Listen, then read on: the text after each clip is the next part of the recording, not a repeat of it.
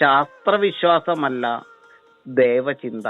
ദൈവവിശ്വാസം ശാസ്ത്രവിശ്വാസവുമായിട്ട് അജഗജാന്തര വ്യത്യാസമുണ്ട്, തമ്മിൽ കൂട്ടിക്കെട്ടല്ലേ എന്ന് തികച്ചും അവലാതിയോട് കൂടിയിട്ട് വേവലാതിപ്പെടുന്ന ഏതോ മതങ്ങൾക്കൊപ്പം ഓടി മുന്നിൽ എത്തുവാൻ മത്സരിക്കുന്ന അന്ധവിശ്വാസികളുടെ കൂത്തരങ്ങാണ് ഇവർ നടത്തിക്കൊണ്ടിരിക്കുന്നത്.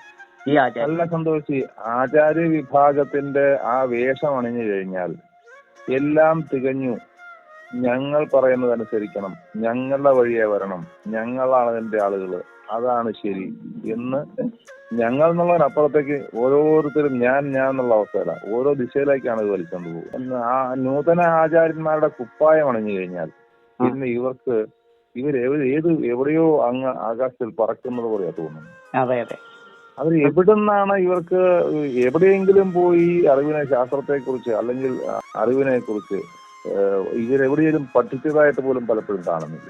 ഇവർക്ക് സിദ്ധിയാണ്, സിദ്ധി എന്നാ പറയുന്നത്. സിദ്ധി എന്നാൽ എന്താണ്? സാധ്യമാകുന്നതിന് മാത്രമാണ് സിദ്ധി എന്ന് പറയുന്നത്. സാധ്യമാകാത്തതിന് അസാധ്യം എന്നാണ് പറയുക. അത് അസാധ്യമാണ്. ഇടയ്ക്ക് ഞാൻ കയറുകയാണ്. ഞാൻ ഒരു 3 കാര്യങ്ങൾ അങ്ങോട്ട് ചോദിച്ചു.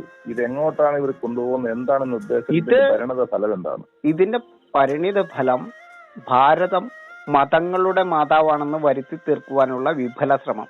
ശാസ്ത്രത്തിന്റെ മാതാവാണ്, വേദത്തിന്റെ മാതാവാണ് ഈ നാട് ഒരു മതങ്ങളുടെയും നാടല്ല. മതത്തിനതീതമായി ശാസ്ത്രത്തിൽ വിശ്വസിക്കുന്ന, ശാസ്ത്രചിന്തയിൽ വിശ്വസിക്കുന്ന വേദങ്ങളുടെ മണ്ണാണിത്. വേദം എന്ന് പറഞ്ഞാൽ അറിവെന്നാണ് അർത്ഥം. അറിവാണ് ദേവചിന്തയ്ക്ക് കാരണം, അല്ലാതെ അജ്ഞതയല്ല, അന്ധവിശ്വാസമല്ല, അനാചാരമല്ല.